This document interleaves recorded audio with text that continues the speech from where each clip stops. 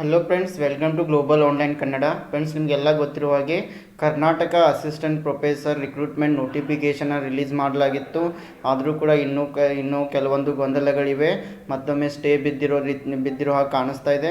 ಆದರೂ ಕೂಡ ಫ್ರೆಂಡ್ಸ್, ಈ ಎಕ್ಸಾಮ್ ಅಂತೂ ನಡೆಸೋದಂತ ಸತ್ಯ ಇದೆ. ಸೊ ನೀವೆಲ್ಲರೂ ನಿಮ್ಮ ಪ್ರಿಪ್ರೇಷನನ್ನು ಇವಾಗಿಂದನೇ ಸ್ಟಾರ್ಟ್ ಮಾಡಬೇಕು. ಇನ್ನೂ ಸ್ವಲ್ಪ ಹೆಚ್ಚಿನ ಸಮಯ ಸಿಕ್ಕಿರೋದು ನಮಗೆಲ್ಲ ಒಂದು ತುಂಬಾ ಒಳ್ಳೆಯ ಅವಕಾಶ ಅಂತ ನಾನು ಭಾವಿಸಿದ್ದೀನಿ. ಸೊ ನಿಮ್ಮ ಈ ಒಂದು ಪ್ರಿಪ್ರೇಷನನ್ನು ಬೂಸ್ಟ್ ಮಾಡುವ ಸಲುವಾಗಿ ನಾವು ಇಲ್ಲಿ ಪೇಪರ್ 3 ಅಂದರೆ ಜನರಲ್ ಪೇಪರ್ ಮೇಲೆ ಕ್ರ್ಯಾಶ್ ಕೋರ್ಸನ್ನು ಕೂಡ ಆರಂಭ ಮಾಡ್ತಾ ಇದ್ದೀವಿ. ಅದರ ಮೇಲೆ ನಿಮಗೆ ಮಾಹಿತಿಯನ್ನು ನಾನು ನೀಡ್ತೀನಿ. ಈ ಒಂದು ವಿಡಿಯೋದಲ್ಲಿ ನಾವು 2016ನಲ್ಲಿ ನಡೆದ ಜನರಲ್ ಪೇಪರ್ ಪತ್ರಿಕೆಯ ಕೆಲವೊಂದು ಪ್ರಶ್ನೆಗಳನ್ನು ಸಾಲ್ವ್ ಮಾಡ್ತಾ ಇದ್ದೀವಿ. ಸೊ ಅದೇ ರೀತಿ ನಿಮಗೆಲ್ಲ ಎಕ್ಸಾಮಿನೇಷನ್ ಪ್ಯಾಟರ್ನ್ ಗೊತ್ತಿದೆ. ಪೇಪರ್ 1 ಬಂದುಬಿಟ್ಟು Kannada, paper 2 English, paper 3 general paper ಸಾಮಾನ್ಯ ಪತ್ರಿಕೆ 50 ಪ್ರಶ್ನೆಗಳಿರ್ತವೆ, 50 ಅಂಕಗಳು ನೀಡಲಾಗಿರ್ತದೆ. ಅದೇ ರೀತಿ ಇಲ್ಲಿ ನೆಗೆಟಿವ್ ಅಂಕಗಳು ಕೂಡ ಇರ್ತವೆ. ಪೇಪರ್ 4 ಬಂದುಬಿಟ್ಟು ನಿಮ್ಮ ವಿಷಯದ ಮೇಲೆ 250 ಪ್ರಶ್ನೆಗಳಿರ್ತವೆ. 125 ಪ್ರಶ್ನೆಗಳಿರ್ತವೆ, 250 ಅಂಕಗಳು. ಪ್ರತಿ ಪ್ರಶ್ನೆಗೆ 2 ಅಂಕಗಳು. ಇಲ್ಲಿಯೂ ಕೂಡ ನೆಗೆಟಿವ್ ಇರ್ತದೆ. ಪೇಪರ್ 3ನಲ್ಲಿಯೂ ಕೂಡ ನೆಗೆಟಿವ್ ಇರ್ತದೆ. ಪೇಪರ್ 1 ಮತ್ತು ಪೇಪರ್ 2 ಇವು ವಿವರಣಾತ್ಮಕ ಪತ್ರಿಕೆಗಳಾಗಿರ್ತವೆ. ನೀವು 35 ಅಂಕಗಳನ್ನು ತೆಗೆದು ಪಾಸ್ ಆಗಲೇಬೇಕು. So Karnataka assistant professor recruitment 2021 ಈ ಒಂದು ಕ್ರ್ಯಾಶ್ ಕೋರ್ಸ್ನಲ್ಲಿ ನಾವು ಜನರಲ್ ಪೇಪರ್ ಮೇಲೆ ಕ್ರ್ಯಾಶ್ ಕೋರ್ಸನ್ನು ನಡೆಸ್ತಾ ಇದ್ದೀವಿ. ಈ ಒಂದು ಕ್ರ್ಯಾಶ್ ಕೋರ್ಸ್ನಲ್ಲಿ ನಿಮಗೆ 20 ಮಾಕ್ ಟೆಸ್ಟ್ಗಳು ಸಿಗ್ತಾ ಇವೆ. ಈ 20 ಮಾಕ್ ಟೆಸ್ಟ್ಗಳು ಜನರಲ್ ಪೇಪರ್ಗೆ ಸಂಬಂಧಿಸಿರ್ತವೆ. ಈ ಟೆಸ್ಟ್ಗಳನ್ನ ಅಟೆಂಡ್ ಆದ ನಂತರ ಪ್ರತಿಯೊಂದು ಟೆಸ್ಟ್ನ ಸೊಲ್ಯೂಷನ್ PDF ಕೂಡ ನಿಮ್ಗೆ ಲಭ್ಯವಾಗ್ತದೆ. ಇದರ ಜೊತೆಗೆ ಸ್ಟಡಿ ಮೆಟೀರಿಯಲನ್ನು ಮತ್ತು ಆದಷ್ಟು ವಿಡಿಯೋ ಲೆಕ್ಚರ್ಸನ್ನು ನಿಮಗೆ ನೀಡ್ತಾ ಇದ್ದೀವಿ. ನೀವೇನಾದರೂ ಈ ಒಂದು ಕ್ರ್ಯಾಶ್ ಕೋರ್ಸ್ಗೆ ಸಬ್ಸ್ಕ್ರೈಬ್ ಆದರೆ ಪೇಪರ್ 1 ಕನ್ನಡ ಮತ್ತು ಇಂಗ್ಲೀಷ್ ಬಗ್ಗೆ ಕೆಲವು ಮಾಹಿತಿಗಳು ಮತ್ತು ಸ್ಟಡಿ ಮೆಟೀರಿಯಲ್ ನಿಮಗೆ ಫ್ರೀಯಾಗಿ ಸಿಗ್ತದೆ. ಇಲ್ಲಿ ಫೀಸ್ ಸ್ಟ್ರಕ್ಚರ್ ಬಂದುಬಿಟ್ಟು ಕೇವಲ 1000 ರೂಪೀಸ್ ಇದೆ. ನೀವು ಈ ನಂಬರ್ಗೆ ಕಾಂಟ್ಯಾಕ್ಟ್ ಮಾಡಿ ಜಾಯಿನ್ ಆಗ್ಬೋದು. So let's move to the questions. ಇಲ್ಲಿ 2016ರಲ್ಲಿ ನಡೆದ ಜನರಲ್ ಪೇಪರ್ ಪತ್ರಿಕೆಯನ್ನು ನಾವು ಸಾಲ್ವ್ ಮಾಡ್ತಾ ಇದ್ದೀವಿ. 50 ಪ್ರಶ್ನೆಗಳನ್ನು ನೀಡಲಾಗಿರ್ತದೆ. ಪ್ರಶ್ನೆ 1 ಬಂದುಬಿಟ್ಟು the Ashokan inscriptions were engraved in which script? Option A Magadhi, option B Brahmi, option C Pali, option D Devanagari. ಅಶೋಕನ ಶಾಸನಗಳು ಯಾವ ಲಿಪಿಯಲ್ಲಿ ಕೆತ್ತಲಾಗಿವೆ? ಮಗಧಿ, ಬ್ರಾಹ್ಮಿ, ಪಾಲಿ, Devanagari. Yes, here as we all know, Ashokan inscriptions were given in Brahmi script. Yes, as you all know. Yes, I think very easy answer it is. ಈ ಒಂದು ಪ್ರಶ್ನೆಗೆ ಉತ್ತರ ನಮಗೆಲ್ಲರಿಗೂ ಗೊತ್ತಿದೆ ಅಂತ ಭಾವಿಸಿರ್ತೀನಿ. ಅಶೋಕನ ಶಾಸನಗಳನ್ನು ಹೆಚ್ಚಾಗಿ ಬ್ರಾಹ್ಮಿ ಲಿಪಿಯಲ್ಲಿ ಕೆತ್ತಲಾಗಿತ್ತು. So option B is the right answer. So the most famous, please remember, Ashoka was Mauryan ruler. Ashoka ಇವರು ಮೌರ್ಯ ಸಾಮ್ರಾಜ್ಯದ ರೂಲರ್ ಆಗಿದ್ದರು. He was the first ruler who tried to take his message to the people through inscriptions. Yes, ಇದನ್ನು ಕೂಡ ನೀವು ನೆನಪಿನಲ್ಲಿಡಬೇಕು. ಅಶೋಕ ಇವನು first ruler ಆಗಿದ್ದ.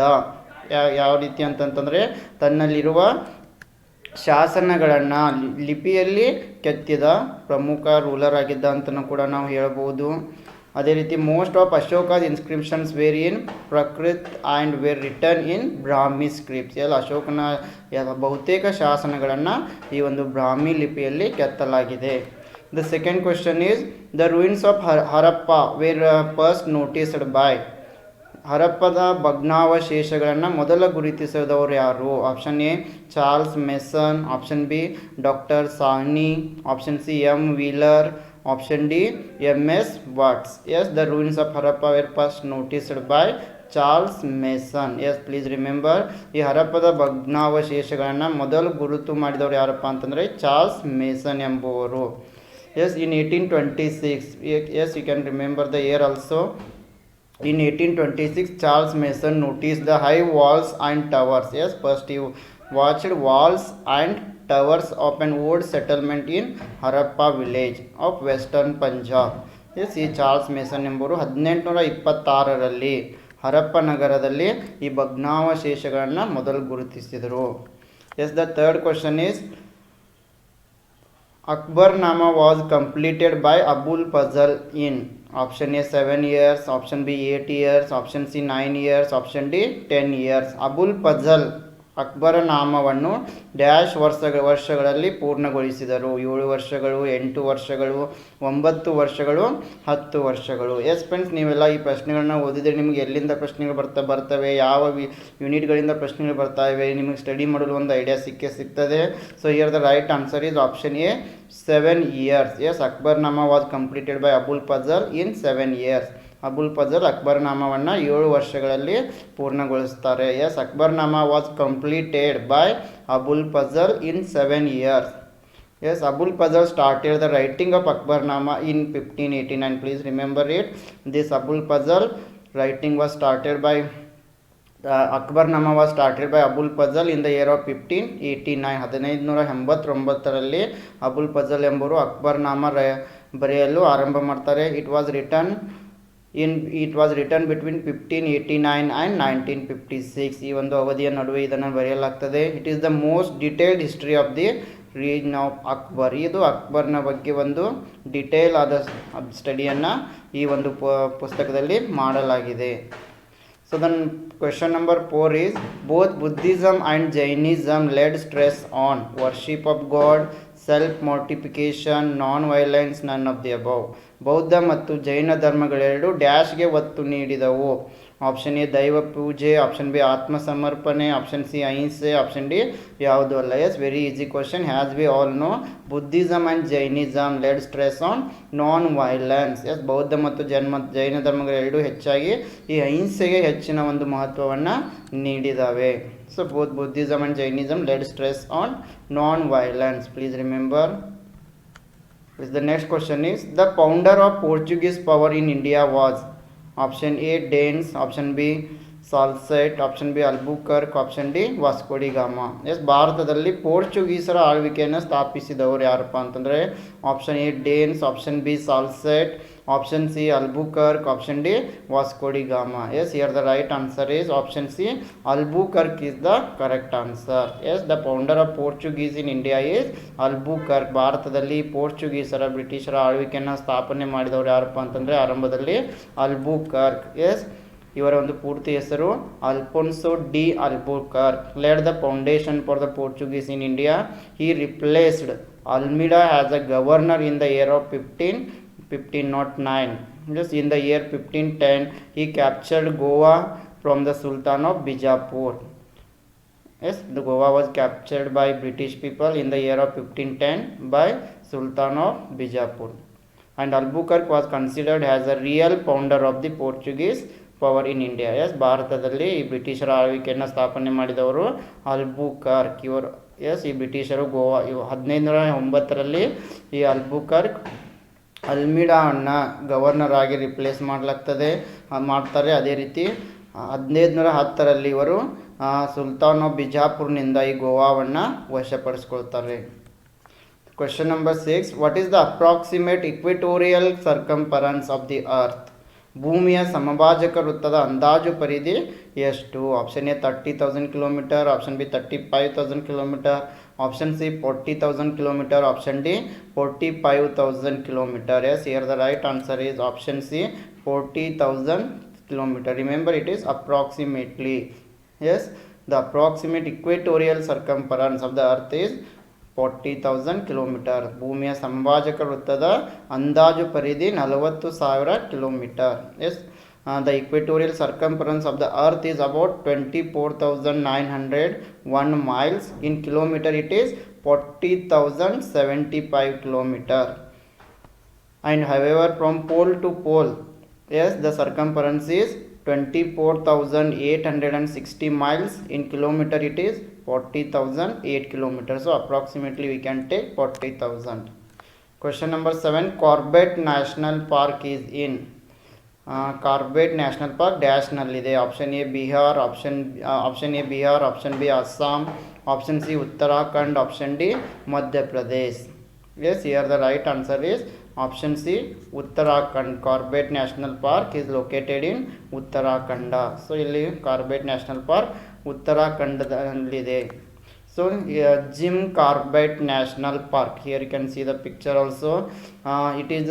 It is a forested wildlife sanctuary in northern India's Uttarakhand state. Yes, it is rich in flora and fauna. And it is known for Bengal tigers. Yes, ಈ ಒಂದು Corbett national park ಉತ್ತರಾಖಂಡದಲ್ಲಿ ಕಂಡುಬರ್ತದೆ. ಇಲ್ಲಿ ಬೆಂಗಾಳಿ ಟೈಗರ್ಗಳು ಹೆಚ್ಚಾಗಿ ಕಂಡುಬರ್ತವೆ. So please remember, ಇದನ್ನು ನೆನಪಿನಲ್ಲಿಡಬೇಕು. Corbett national park it is known for Bengal tigers. ಈ Corbett national park Bengali ಟೈಗರ್ಗಳಿಗೆ ಹೆಚ್ಚು ಪ್ರಾಮುಖ್ಯತೆಯನ್ನು ಪಡೆದಿದೆ. Question number 8. In which season is the frequency of tropical cyclones in the Bay of Bengal maximum? During a monsoon, after summer, during winter, during autumn. ಬಂಗಾಳ ಕೊಲ್ಲಿಯಲ್ಲಿ tropical ಸೈಕ್ಲೋನ್ಗಳ ಆವೃತ್ತಿ ಯಾವ ಕಾಲದಲ್ಲಿ ಹೆಚ್ಚಾಗಿರ್ತದೆ? ಮಾನ್ಸೂನ್ ಕಾಲದಲ್ಲಿ, ಬೇಸಿಗೆ ನಂತರ, ಚಳಿಗಾಲ, ಶರತ್ಕಾಲ. ಎಸ್, ಇಲ್ಲಿ ಸರಿಯಾದ ಉತ್ತರ ಆಪ್ಷನ್ ಡಿ, ಶರತ್ಕಾಲ. So option D is the correct answer. Question number 9. Consider the following rivers Barak, Lohit and rivers Subansiri. Yes, Subansiri. Which of the above flows through Arunachal Pradesh? ಕೆಳಕಂಡ ನದಿಗಳನ್ನು ಪರಿಗಣಿಸಿ ಬರಾಕ್ ನದಿ, ಲೋಹಿತ್ ನದಿ ಮತ್ತು ಸುಬಾನಸಿರಿ ನದಿ, ಇವುಗಳಲ್ಲಿ ಯಾವ ನದಿಗಳು ಅರುಣಾಚಲ ಪ್ರದೇಶದ ಮೂಲಕ ಹರಿದು ಹೋಗುತ್ತವೆ? So here the right answer is option B is the correct answer. ಇಲ್ಲಿ ಆಪ್ಷನ್ ಬಿ ಏನಾಗಿದೆ? ಸರಿಯಾಗಿದೆ. ಲೋಹಿತ್ ಮತ್ತು ಸುಬಾನಸಿರಿ ನದಿಗಳು ಅರುಣಾಚಲ ಪ್ರದೇಶದ ಮೂಲಕ ಹಾದು ಹೋಗ್ತವೆ. Yes, river Lohit and river Subansiri flow through Arunachal Pradesh and this Barak will not flow through the Arunachal Pradesh. ಇಲ್ಲಿ ಬರಾಕ್ ನದಿ ಅರುಣಾಚಲ ಪ್ರದೇಶದ ಮೂಲಕ ಹಾದು ಹೋಗುವುದಿಲ್ಲ. So here the Barak river flows 900 kilometers through the states of Manipur, Nagaland, Mizoram and Assam. Please remember, ಈ ಬರಾಕ್ ನದಿ ಸುಮಾರು 900 ಕಿಲೋಮೀಟರ್ಗಳವರೆಗೆ ಮಣಿಪುರ್, ನಾಗಾಲ್ಯಾಂಡ್, ಮಿಜೋರಾಂ ಮತ್ತು ಅಸ್ಸಾಂ ರಾಜ್ಯಗಳ ಮೂಲಕ ಹರಿದು ಹೋಗ್ತದೆ. ಆದರೆ Lohit river it is a river in China and India. Please remember, ಇದನ್ನು ನೆನಪಿನಲ್ಲಿರಬೇಕು. ಯಾವ ಒಂದು ನದಿ ಚೈನಾ ಮತ್ತು ಇಂಡಿಯಾದಲ್ಲಿ ಎರಡರಲ್ಲೂ ಕಂಡು ಬರ್ತದೆ? ಲೋಹಿತ್ ನದಿ. which joins the Brahmaputra river, and Lohit river will join the Brahmaputra river and flows through the state of Assam and Arunachal Pradesh. Then the Subanasiri river flows through the Indian states such as Assam, Arunachal Pradesh and Tibet autonomous region of China. Yes, ಈ ಸುಬನಸಿರಿ ನದಿಯು ಕೂಡ ಅಸ್ಸಾಂ ಮತ್ತು ಅರುಣಾಚಲ ಪ್ರದೇಶಗಳ ಮೂಲಕ ಹಾದು ಹೋಗ್ತದೆ. So question number 10 is, apart from Tamil Nadu, lignite is found in. ತಮಿಳುನಾಡನ್ನು ಹೊರತುಪಡಿಸಿ ಡ್ಯಾಶ್ನಲ್ಲಿ ಲಿಗ್ನೈಟ್ ದೊರೆಯುತ್ತದೆ. Option A Gujarat, option B Uttar Pradesh, option C West Bengal, option D Orissa. Yes, the right answer is option A Gujarat. Yes, apart from Tamil Nadu the lignite is available in Gujarat. ತಮಿಳುನಾಡನ್ನು ಹೊರತುಪಡಿಸಿ ಗುಜರಾತ್ನಲ್ಲಿ ನಮಗೆ lignite ದೊರೆಯುತ್ತದೆ. Yes, Indian lignite deposits occur in the tertiary sediments in the southern and western parts of Peninsula Seed, particularly in the states of Tamil Nadu, Puducherry, Kerala, Gujarat, Rajasthan and Jammu and Kashmir. ಭಾರತದಲ್ಲಿ ಈ ಒಂದು lignite ಹೆಚ್ಚಾಗಿ ಈ ತಮಿಳುನಾಡು, ಪುಡುಚೇರಿ, ಕೇರಳ, ಗುಜರಾತ್, ರಾಜಸ್ಥಾನ್ ಮತ್ತು ಜಮ್ಮು ಕಾಶ್ಮೀರ ರಾಜ್ಯಗಳಲ್ಲಿ ದೊರಕುತ್ತದೆ. So the next question is question number 11. Which of the following taxes is a progressive tax? ಕೆಳಗಿನ ತೆರಿಗೆಗಳಲ್ಲಿ progressive ತೆರಿಗೆ ಯಾವುದು? Option A custom duty, option B sales tax, option C excise duty, option D income tax. Yes, as you all know here the progressive tax means income tax. As income increases, that amount tax paid also increases. as income decreases, tax rate also decreases. ಯಾವಾಗ ಜನರ ಆದಾಯ ಹೆಚ್ಚಾಗ್ತದೆ ತೆರಿಗೆನೂ ಕೂಡ ಹೆಚ್ಚಾಗ್ತಾ ಹೋಗ್ತದೆ, ಆದಾಯ ಕಡಿಮೆ ಆದರೆ ತೆರಿಗೆನೂ ಕೂಡ ಕಡಿಮೆ ಆಗ್ತದೆ. ಅದಕ್ಕೆ ನಾವೇನಂತ ಕರಿತೀವಿ? Progressive tax. So here the right answer is income tax. ಆದಾಯ ತೆರಿಗೆ ಏನಾಗಿದೆ? ಒಂದು ಪ್ರೋಗ್ರೆಸಿವ್ ಟ್ಯಾಕ್ಸ್ಗೆ ಉದಾಹರಣೆ ಆಗಿದೆ. So here you can see about progressive tax. A progressive tax, it is a tax system that increases rates as the taxable incomes goes up. ಯಾವ ರೀತಿ ತೆರಿಗೆದಾರರ ಆದಾಯ ಹೆಚ್ಚಾಗ್ತಾ ಹೋಗ್ತದೆ, ಅದೇ ರೀತಿ ತೆರಿಗೆ ದರ ಕೂಡ ಹೆಚ್ಚಾಗ್ತಾ ಹೋಗ್ತದೆ. As income of the people increases, tax rate also increases. Examples R income tax, investment income tax, tax on interest earn, rental earnings, estate tax, tax credit. These are all examples for progressive tax. The next question is, the earlier name of WTO was? WTOನ ಹಿಂದಿನ ಹೆಸರು, it stands for World Trade Organization, ವಿಶ್ವ ವ್ಯಾಪಾರ ಸಂಸ್ಥೆ. ಇದರ ಮೊದಲ ಹೆಸರು ಏನಾಗಿತ್ತು? UNIDO, UNCTAD, OECD, GATTS. As very easy question. Option D, GATT is the correct answer. WTO was earlier known as the GATT, General Agreement on Trade and Tariff. WTO ನ ಹಿಂದಿನ ಹೆಸರು GATT ಅಂತ ಕರಿತಿದ್ರು. ಇದಕ್ಕೆ ನಾವು general agreement on trade and tariff ಅಂತೀವಿ. So option D ಏನಾಗಿದೆ ಇಲ್ಲಿ ಸರಿಯಾಗಿದೆ. So the World Trade Organization, it is an intergovernmental organization that regulates and facilitates international trade between nations. Yes, ಈ WTO ಎಂಬುದು ವಿಶ್ವದಲ್ಲಿ ವ್ಯಾಪಾರದ ಬಗ್ಗೆ ಇದು ರೆಗ್ಯುಲೇಷನ್ಗಳನ್ನು ರೂಲ್ಸ್ಗಳನ್ನು ಫಾಲೋ ಮಾಡ್ತದೆ. ಅದೇ ರೀತಿ government use the organisation to establish, revise and enforce the rules that govern international trade. ಅಂತಂದರೆ ಈ WTO ವಿಶ್ವದಲ್ಲಿ ವ್ಯಾಪಾರದ ಬಗ್ಗೆ ರೂಲ್ಸ್ಗಳನ್ನು ರೆಗ್ಯುಲೇಷನ್ಗಳನ್ನು ಇಂಪೋಸ್ ಮಾಡ್ತದೆ. The head quarter of the WTO is located in Geneva in Switzerland. ಇದರ ಒಂದು ಹೆಡ್ ಕ್ವಾರ್ಟರ್ ಸ್ವಿಟ್ಜರ್ಲ್ಯಾಂಡ್ನ ಜಿನೇವಾದಲ್ಲಿದೆ. And it was founded in the year of 1st January 1995. Yes, ಇದು ಮೊದಲ ಜನವರಿ 1995 ಬರ್ತದೆ. And the member countries in WTO R 164. and what is the main purpose? Reduction of tariffs and other barriers to trade. Please remember it. The main focus of the World Trade Organization is reduction of tariff and other trade barriers. ಈ ಒಂದು WTO ನ ಮುಖ್ಯ ಉದ್ದೇಶ tariff ರೇಟ್ಗಳನ್ನು ಕಡಿಮೆ ಮಾಡೋದು ಮತ್ತು ವ್ಯಾಪಾರ ನಿರ್ಬಂಧಗಳನ್ನು ಕೂಡ ತೆಗೆದುಹಾಕುವುದು. So official languages of WTO English, French and Spanish. Question number 13. Chairman of the 13th Finance Commission is 13ನೇ ಹಣಕಾಸಿನ ಆಯೋಗದ ಅಧ್ಯಕ್ಷರು Vijay Kelkar, Milan Kumar Banerjee, C Rangarajan, CK Jafar Sharief. Yes, as you all know, very easy question. The chairman of 13th Finance Commission was Vijay Kelkar. 13ನೇ ಹಣಕಾಸಿನ ಆಯೋಗದ ಅಧ್ಯಕ್ಷರು ವಿಜಯ್ ಕೇಳ್ಕರ್ ಆಗಿದ್ದರು. So the 13th Finance Commission of India was constituted by the President of India under the chairmanship of Vijay Kelkar on 13 November 2007. Yes, ಈ ಒಂದು 13ನೇ ಹಣಕಾಸು ಆಯೋಗ 2007ರಲ್ಲಿ 13 ನವೆಂಬರ್ದಂದು ಆರಂಭ ಆಗ್ತದೆ. ಅಧ್ಯಕ್ಷತೆಯನ್ನು ವಿಜಯ್ ಕೇಳ್ಕರ್ ಅವರು ವಹಿಸಿದ್ದರು. Question number 14. The existence of a parallel economy or black money. Option A, makes the economy more competitive. Option B, makes the monetary policies less effective. Option C, ensures a better distribution of income and wealth. Option D, ensures increasing productive investment. ಸಮಾನಾಂತರ ಆರ್ಥಿಕತೆ ಅಥವಾ parallel economy ಅಥವಾ ಕಪ್ಪು ಹಣದ ಇರುವಿಕೆ. Option A, ಆರ್ಥಿಕತೆಯನ್ನು ಹೆಚ್ಚು ಸ್ಪರ್ಧಾತ್ಮಕವಾಗಿಸುತ್ತದೆ. Option B, ಹಣಕಾಸು ನೀತಿಯನ್ನು ಕಡಿಮೆ ಪರಿಣಾಮಕಾರಿಯಾಗಿಸುತ್ತದೆ. ಆದಾಯ ಮತ್ತು ಸಂಪತ್ತಿನ ಉತ್ತಮ ಹಂಚಿಕೆಯನ್ನು ಖಾತ್ರಿಗೊಳಿಸುತ್ತದೆ. ಉತ್ಪಾದಕ ಹೂಡುವಿಕೆಯ ಹೆಚ್ಚಳವನ್ನು ಖಾತ್ರಿಗೊಳಿಸುತ್ತದೆ. Yes, the existence of parallel economy. Yes, it will make the monetary policies less effective. ಈ ಒಂದು ಕಪ್ಪು ಹಣದ ಇರುವಿಕೆ ಹಣಕಾಸು ನೀತಿಯನ್ನು ಕಡಿಮೆ ಪರಿಣಾಮಕಾರಿಯನ್ನಾಗಿಸುತ್ತದೆ. So the parallel economy inculcates all the forms of activities via which black income is generated, especially those which are usually not accounted. Yes, black economy or black money means the money which is unaccounted. Yes, ಯಾವ ಒಂದು ಹಣವನ್ನು ನಾವು ರಾಷ್ಟ್ರೀಯ ಆದಾಯದಲ್ಲಿ ಸೇರಿಸಿರುವುದಿಲ್ಲ, unaccounted ಮನಿ ಅಂತ ಕರಿತೀವಿ. ಅದಕ್ಕೆ ನಾವು ಕಪ್ಪು ಹಣ ಅಂತ ಕರಿತೀವಿ. ಇಲ್ಲಿಗಲ್ ಆ್ಯಕ್ಟಿವಿಟೀಸ್ ಮೂಲಕ ಒಂದು ಗಳಿಸಿದ ಒಂದು ಹಣ ಆಗಿರ್ತದೆ. Commonly referred to as black money or black economy.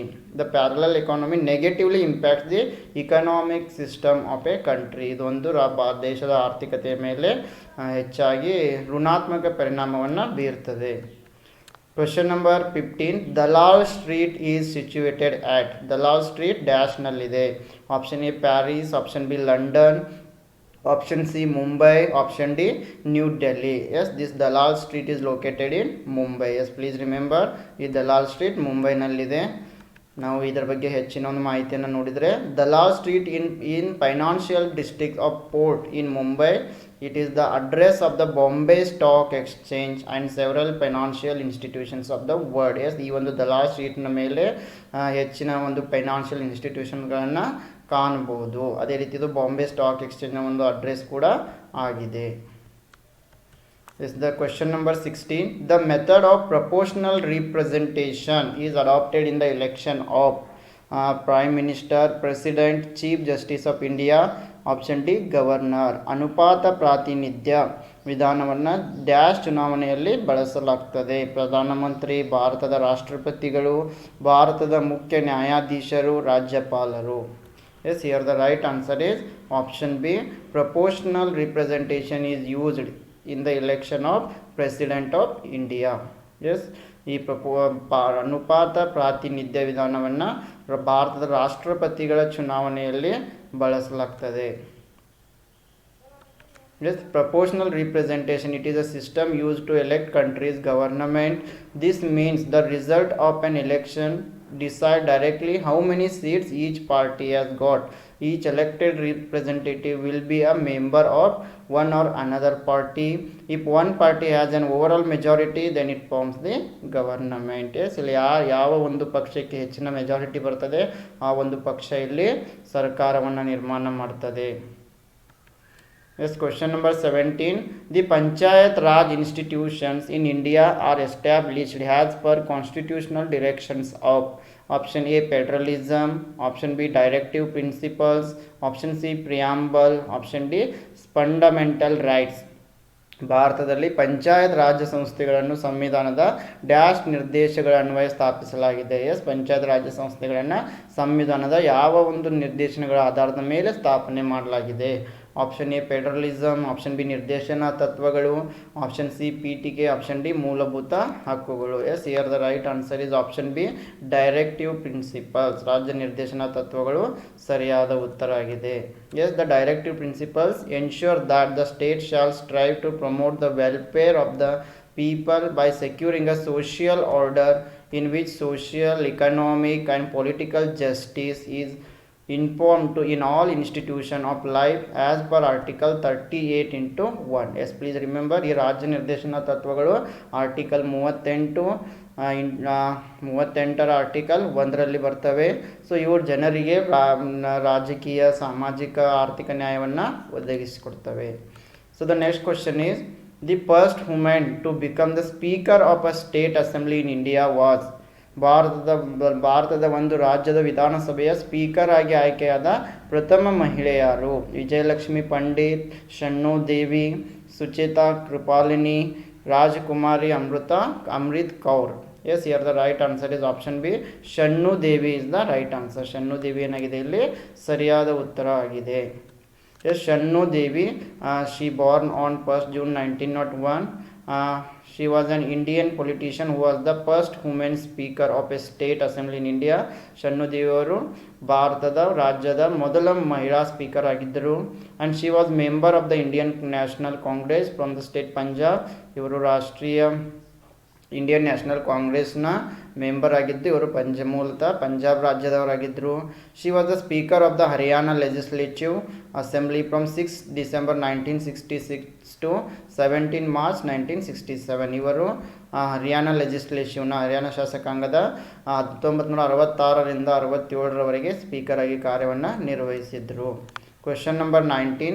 The Parliament has no power to get removal of option A Controller and Auditor General, option B Supreme Court judges, option C Chairman of UPSC, option D High Court judges. ಪಾರ್ಲಿಮೆಂಟ್ಗೆ ಡ್ಯಾಶ್ರನ್ನು ವಜಾಗೊಳಿಸಲು ಅಧಿಕಾರ ಇರುವುದಿಲ್ಲ. Option A controller and auditor general, option B ಸರ್ವೋಚ್ಚ ನ್ಯಾಯಾಲಯದ ನ್ಯಾಯಾಧೀಶರು, option C UPSC chairman, option D ಉಚ್ಚ ನ್ಯಾಯಾಲಯದ ನ್ಯಾಯಾಧೀಶರು. Yes, here the right answer is option C chairman of UPSC. The parliament is not having power to get remove of the UPSC chairman. Yes, ಪಾರ್ಲಿಮೆಂಟ್ಗೆ UPSC ಚೇರ್ಮನ್ರನ್ನು ವಜಾಗೊಳಿಸುವ ಅಧಿಕಾರ ಇರುವುದಿಲ್ಲ. So who is the current chairman of UPSC? Pradeep Kumar Joshi. Question number 20. What is the correct sequence of the given states that a bill passes through before becoming an act? ಒಂದು ಮಸೂದೆ ಕಾಯ್ದೆ ಆಗುವ ಮೊದಲು ಕೆಳಕಂಡ ಯಾವ ಹಂತಗಳ ಮೂಲಕ ಹಾದು ಹೋಗ್ತದೆ? ಸರಿಯಾದ ಹಂತಗಳನ್ನು ನಾವು ಜೋಡಿಸಬೇಕಾಗಿದೆ. First one is getting published in the official gazette. ಸರ್ಕಾರದ ರಾಜ್ಯಪತ್ರದಲ್ಲಿ ಪ್ರಕಟಗೊಳಿಸುವುದು. ಅಡ್ಮಿಟಿಂಗ್ ಅಮೆಂಡ್ಮೆಂಟ್ಸ್, ತಿದ್ದುಪಡಿಗಳನ್ನು ಒಪ್ಪಿ ಮಾಡುವುದು. Option C reference to a joint committee, ಜಂಟಿ ಸಮಿತಿಗೆ ಒಪ್ಪಿಸುವುದು. ಆಪ್ಷನ್ ಡಿ ಪ್ರೆಸಿಡೆಂಟಿಯಲ್ ಅಸೈನ್, ರಾಷ್ಟ್ರಪತಿಗಳ ಒಪ್ಪಿಗೆ ಪಡೆಯುವುದು. Yes, here the correct sequence is option B. First one is getting published in official gazette. Then second one is reference to joint committee. Third one is admitting amendments. Last one is presidential assent. ಮೊದಲು ಸರ್ಕಾರದ ರಾಜ್ಯಪತ್ರಿಕೆಯಲ್ಲಿ ಪ್ರಕಟಣೆಯನ್ನು ಮಾಡಲಾಗ್ತದೆ, ನಂತರ ಜಂಟಿ ಸಮಿತಿಗೆ ಒಪ್ಪಿಸಲಾಗ್ತದೆ, ನಂತರ ತಿದ್ದುಪಡಿಗಳನ್ನು ಮಾಡಲಾಗ್ತದೆ, ಕೊನೆಗೆ ರಾಷ್ಟ್ರಪತಿಗಳ ಒಪ್ಪಿಗೆ ಪಡೆದ ನಂತರ ಅದು ಕಾಯಿದೆಯಾಗಿ ಹೊರಹೊಮ್ಮುತ್ತದೆ. Question number 21. Barium in a suitable form is administered to patients before an X-ray examination of the stomach because option A, barium allows X-rays to pass through. Option B, barium compounds helps in cleaning the stomach before X-ray examination. Option C, barium is a good absorber of X-rays and this helps the stomach to appear clearly in contrast with other regions in the picture. Option D, barium salts are white in color which helps to create contrast picture. ಹೊಟ್ಟೆಯ x ray ಪರೀಕ್ಷೆಗೆ ಮೊದಲು ಒಬ್ಬ ರೋಗಿಗೆ ಬೇರಿಯಮನ್ನು ಸೂಕ್ತ ರೂಪದಲ್ಲಿ ನೀಡಲಾಗುತ್ತದೆ, ಏಕೆಂದರೆ option A barium x ray ಅನ್ನು ಹಾದು ಹೋಗಲು ಬಿಡುತ್ತದೆ. ಆಪ್ಷನ್ ಬಿ ಎಕ್ಸ್ರೇ ಪರೀಕ್ಷೆಗೆ ಮೊದಲು ಹೊಟ್ಟೆಯನ್ನು ಶುದ್ಧಗೊಳಿಸಲು ಬೇರಿಯಂ ಕಾಂಪೌಂಡ್ ಸಹಾಯ ಮಾಡುತ್ತದೆ. ಆಪ್ಷನ್ ಸಿ ಬೇರಿಯಂ ಎಕ್ಸ್ರೇ ಅನ್ನು ಉತ್ತಮವಾಗಿ ಹೀರಿಕೊಳ್ಳುತ್ತದೆ, ಆದ್ದರಿಂದ ಚಿತ್ರದಲ್ಲಿನ ಇತರೆ ಭಾಗಗಳಿಗಿಂತ ಹೊಟ್ಟೆಯ ಭಾಗ ಸ್ಫುಟವಾಗಿ ಕಾಣುತ್ತದೆ. ಆಪ್ಷನ್ ಡಿ ಬೇರಿಯಂ ಲವಣಗಳು ಬಿಳಿಯ ಬಣ್ಣದಾಗಿದ್ದು ವಿಭಿನ್ನತೆ ತೋರುವ ಚಿತ್ರ ಸೃಷ್ಟಿಸಲು ನೆರವಾಗುತ್ತದೆ. Yes, here the correct answer is option C. Barium is a good absorber of X-rays and this helps the stomach to appear clearly in contrast with other regions of the picture. So barium is suitable in the form of administered to patients before an X-ray examination of the stomach. Barium ಎಕ್ಸ್ರೇನು ಉತ್ತಮವಾಗಿ ಹೀರಿಕೊಳ್ಳುತ್ತದೆ, ಆದ್ದರಿಂದ ಚಿತ್ರದಲ್ಲಿನ ಇತರೆ ಭಾಗಗಳಿಗಿಂತ ಹೊಟ್ಟೆಯ ಭಾಗ ಸ್ಫುಟವಾಗಿ ಕಾಣುತ್ತದೆ. ಈ ಕಾರಣದಿಂದಾಗಿ ಹೊಟ್ಟೆಯ ಎಕ್ಸ್ರೇ ಪರೀಕ್ಷೆಗೆ ಮೊದಲು ಒಬ್ಬ ರೋಗಿಗೆ ಬೇರಿಯಮನ್ನು ನೀಡಲಾಗ್ತದೆ. ಸೊ ಆಪ್ಷನ್ ಸಿ ಇಲ್ಲಿ ಸರಿಯಾಗಿದೆ. Question number 22. Which of the following waves can propagate in vacuum? ಕೆಳಗಿನವುಗಳಲ್ಲಿ ಯಾವುವು ನಿರ್ವಾತದಲ್ಲಿಯೂ ಕೂಡ ಪ್ರವಹಿಸಬಲ್ಲವು? Option A radio waves, option B light waves, option C X-rays, option D fourth one ultrasonic waves. Yes, here the right answer is option A. 1, 2 and 3 are correct. Yes, radio waves, light waves, X-rays can propagate in vacuum. ರೇಡಿಯೋ ಅಲೆಗಳು, ಬೆಳಕಿನ ಅಲೆಗಳು, ಎಕ್ಸ್ರೇಗಳು ನಿರ್ವಾತದಲ್ಲೂ ಕೂಡ ಪ್ರವಹಿಸಬಲ್ಲವು. But ultrasonic waves these will not propagate in vacuum. ಆದರೆ ಶ್ರವಣಾತೀತ ಅಲೆಗಳಿದಾವಲ್ಲ, ಇವು ನಿರ್ವಾತದಲ್ಲಿ ಪ್ರವಹಿಸುವುದಿಲ್ಲ. Question number 23. Among the following which one is not an ape? Option A gibbon, option B gorilla, option C langur, option D orangutan. Sir, ಕೆಳಗಿನವುಗಳಲ್ಲಿ ಯಾವುದು ವಾನರ ape ಗುಂಪಿಗೆ ಸೇರಿಲ್ಲ? Gibbon, gorilla, langur, orangutan. Yes, the right answer is option C langur. S, the right option C langur ಸರಿಯಾದ ಉತ್ತರ ಆಗಿದೆ. Apes are a branch of old world tailless simians native to Africa and south east Asia. Please remember. And they are the sister group of the old world monkeys together forming the Catarrhine clade. Question number 24. The study of the relation between animals and plants to their surroundings is option A ecology, option B ethnology, option C genealogy, option D entomology. Yes, very easy questions. As you all know, it is known as the ecology. Ecology is the study of living things in relation to the non-living things. ಪ್ರಾಣಿಗಳು ಮತ್ತು ಸಸ್ಯಗಳು ಅವುಗಳ ಪರಿಸರದೊಡನೆ ಹೊಂದಿರುವ ಸಂಬಂಧಗಳ ಅಧ್ಯಯನವನ್ನು ಏನಂತ ಕರಿತೀವಿ? ಪರಿಸರ ವಿಜ್ಞಾನ. Yes, ecology is the study of the relationships between living organisms including humans and their physical environment. Yes, ಮಾನವ ಮತ್ತು ಉಳಿದ ಎಲ್ಲ ಲಿವಿಂಗ್ ಥಿಂಗ್ಸ್ ಮತ್ತು ಅದರ ಪರಿಸರದೊಂದಿಗಿನ ಸಂಬಂಧವನ್ನು ಅಧ್ಯಯನ ಮಾಡುವುದಕ್ಕೆ ಇಕಾಲಜಿ, ಪರಿಸರ ವಿಜ್ಞಾನ ಅಂತೀವಿ. Question number 25. Color of flowers is due to option A chlorophyll, option B melanin, option C phytochromes, option D anthocyanins. ಹೂಗಳಲ್ಲಿ ಬಣ್ಣಗಳು ಡ್ಯಾಶ್ರ ಕಾರಣದಿಂದ ಉಂಟಾಗ್ತವೆ. The right answer is option D anthocyanins. Is the most common pigments in flowers come in the form of anthocyanins. Please remember, these pigments range in color from white to red to blue to yellow to purple and even in black and brown. So ಈ ಆಂಥೋಸೈನಿನ್ಸ್ದಿಂದಾಗಿ ಹೂವುಗಳಲ್ಲಿ ಈ ಬಣ್ಣಗಳು ಬರ್ತವೆ. So this is about today's session. Remaining 25 questions will discuss in the next class. ಅದೇ ರೀತಿ Karnataka assistant professor recruitment 2021 crash course for general paper. Here you will get 20 mock tests for paper 1, PDF solution you will get. You will also receive study material and some video lectures, and also you are going to get free study material on Kannada and English paper only at rupees 999. To join this crash course you can contact this number. ಈ ಒಂದು crash ಕೋರ್ಸ್ನಲ್ಲಿ ನಿಮಗೆ 20 Mach ಟೆಸ್ಟ್ಗಳು ಸಿಗ್ತಾ ಇವೆ. 20 Mach ಟೆಸ್ಟ್ಗಳ solution PDF ಸಿಗ್ತಾ ಇದೆ, study material ಮತ್ತು video lecture ಸಿಗ್ತಾ ಇವೆ. ಇದ್ರ ಜೊತೆಗೆ ಪೇಪರ್ 1 ಮತ್ತು ಪೇಪರ್ 2 ಮೇಲೆ ಕೆಲವೊಂದು ವಿಡಿಯೋ ಲೆಕ್ಚರ್ಸ್ ಮತ್ತು PDFಸ್ಗಳನ್ನು ನಿಮಗೆ ನೀಡೋ ಪ್ರಯತ್ನ ಮಾಡ್ತೀವಿ. ಕೇವಲ 1000 ರುಪೀಸ್ನಲ್ಲಿ ನೀವು ಜಾಯ್ನ್ ಆಗಲು ಈ ನಂಬರ್ಗೆ ಕಾಂಟ್ಯಾಕ್ಟ್ ಮಾಡಬಹುದು. Yes, I wish all the best to all. Thank you.